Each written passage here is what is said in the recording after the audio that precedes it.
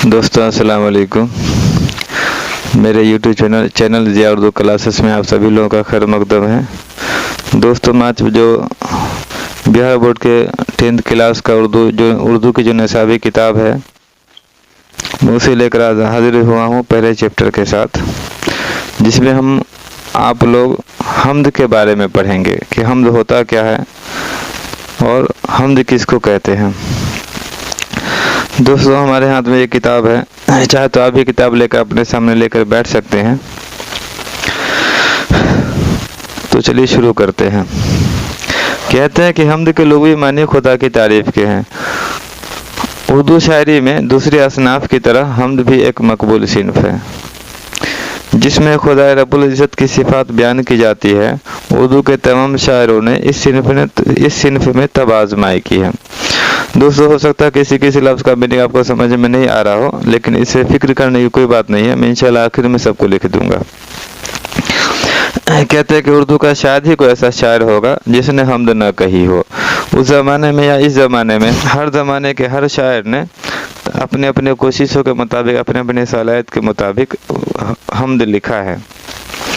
कोई भी कलाम हो उसकी शुरुआत हम्द के साथ ही की जाती है। अब देखते होंगे जब भी हम लोग कोई काम करते हैं तो अल्लाह के नाम से शुरू करते हैं या बिस्मिल्लाह पढ़ते हैं, चूँकि खुदा के नाम से किसी काम का आगाज़ करना मुतबर्रक यानी बाबरकत समझा जाता है। इसलिए बिला तफरीक मज़हब व मिल्लत यानी मज़हब व मिल्लत को फ़र्क किए बगैर उर्दू के तकरीबन हर बड़े और छोटे शायर ने हम्द में खामा फरसाई की है और अपने कुदरत सुखन का मुजाहरा किया है।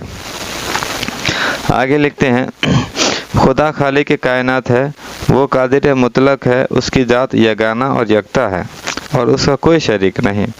चुनांचे हम्द के अशआर में सिर्फ इसी ज़ात वाहिद की सिफ़ात को बयान किया जाता है। चूँकि खुदा की सिफ़ात की कोई हद नहीं बल्कि वो बहरे बेकरां हैं, इसलिए शायर के लिए बहरहाल इस बात की गुंजाइश रहती है कि वो जिस कदर चाहे खुदा की बेशुमार सिफ़तों को बयान करे, और दरअसल यही इस सिन्फ की खास खूबी है। दोस्तों अल्लाह की तारीफ़ के बारे में यहाँ पर कहा गया है कि दुनिया के अगर तमाम लोग, दुनिया के तमाम फरिश्ते, दुनिया के तमाम मखलूक अगर तारीफ़ लिखने के लिए बैठ जाए तब भी अल्लाह की तारीफ़ मुकम्मल नहीं हो सकती है। लेकिन हतल इम्कान जहाँ तक कोशिश हो सकती है, जितना मुमकिन है उतनी तारीफ़ अल्लाह की लोग करते हैं अपने अपने तौर तरीके से। अब जो आखिर का जो हमारा पैराग्राफ है, इसमें अलग अलग 4 सिन्फों की तारीफ़ को लिखा गया है, जिसमें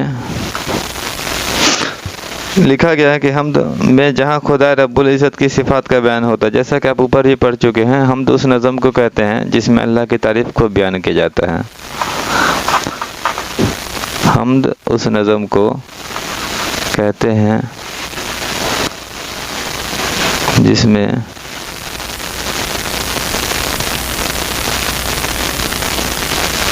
अल्लाह ताला की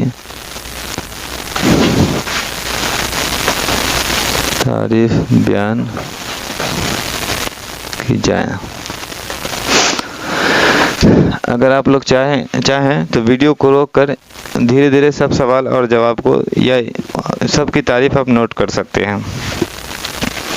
चलिए तो हम आगे पढ़ते हैं कि वहीं नात में, जो किताब में हमारे लिखा हुआ है, वहीं नात में हुजूर सल्लल्लाहु अलैहि वसल्लम की शान में मदीह अशार पेश किए जाते हैं। चलिए अब इसको लिखते हैं। नात उस नज़म को कहते हैं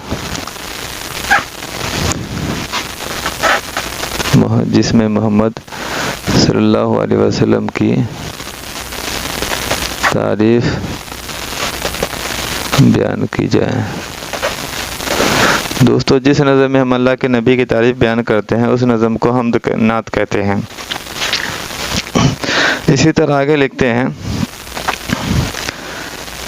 वही नात में हुजूर सल्लल्लाहु अलैहि वसल्लम की शान में मदीह अशार पेश किए जाते हैं। इसी तरह मनक़बत में बुज़ुर्गान दीन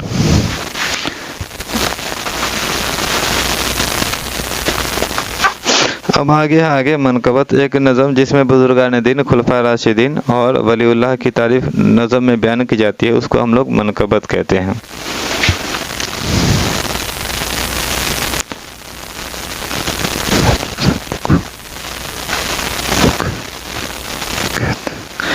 हम मनकबत उस नज़म को कहते हैं जिसमें बुजुर्गान दीन,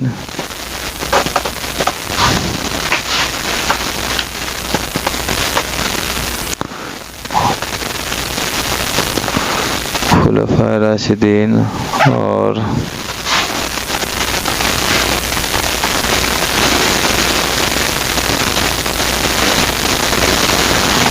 औलिया अल्लाह की तारीफ बयान की जाए। आगे एक कसीदे के बारे में भी लिखा हुआ है। कसीदे में भी किसी शख्स के औसाफ हमीदा नज़म किए जाते हैं, यानी कसीदा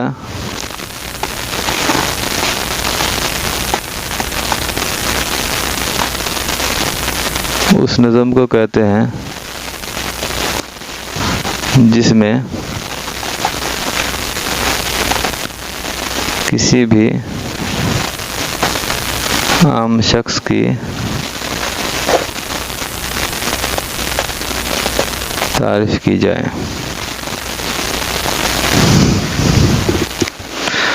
दोस्तों, हमारे पहले सबक में अलग अलग 4 सिनफों के बारे में तारीफ लिखा हुआ है, जिसको मैंने चारों को लिख दिया। आप चाहें तो वीडियो को पॉज करके इन चारों को लिख भी सकते हैं। दोस्तों, आप शायद अपने वीडियो को रोककर अपने हम्द, नात, मनकबत और कसीदे की तारीफ को लिख लिया है, जिसमें इन चारों के मुख्तसर तारीफ हम हमेशा जहाँ भी लिखने की जरूरत पड़ेगी हम यही करेंगे, इसी तरह लिखेंगे। अब आपको इस किताब में बहुत सारे अल्फाज ऐसे हैं जिसके मानी आपको समझ में शायद नहीं आ रहे होंगे, तो मैं वीडियो को थोड़ी देर रोक कर मैं इंशाल्लाह सब अल्फाज के मानी को लिख देता हूँ, उसको भी आप नोट कर लीजिएगा।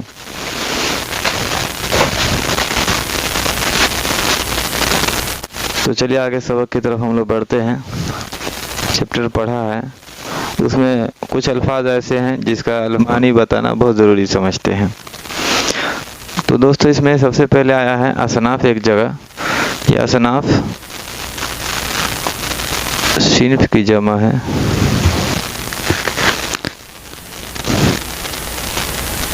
मानी हिस्से।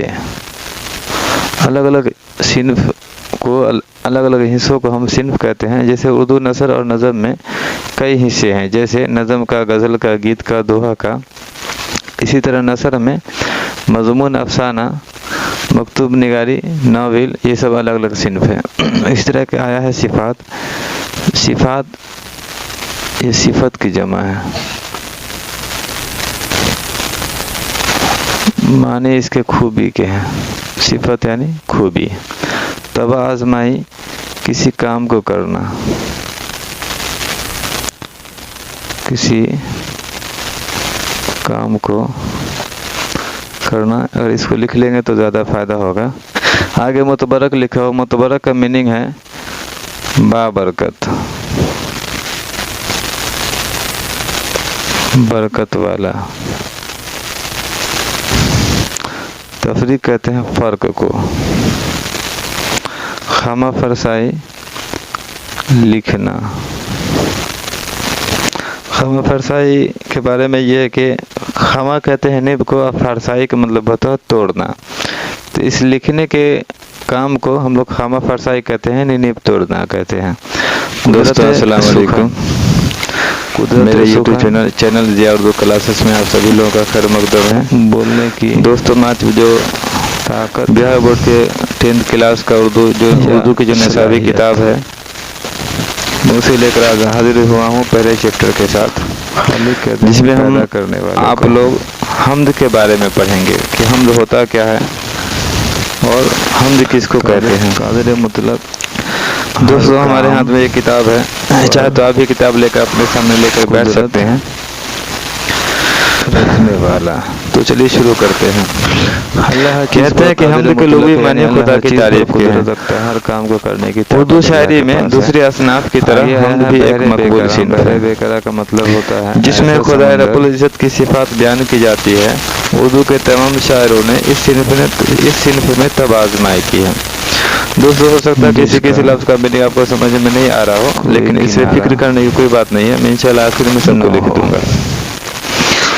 कहते हैं कि उर्दू का शायर ही कोई ऐसा शायर होगा जिसने हमद न कही हो।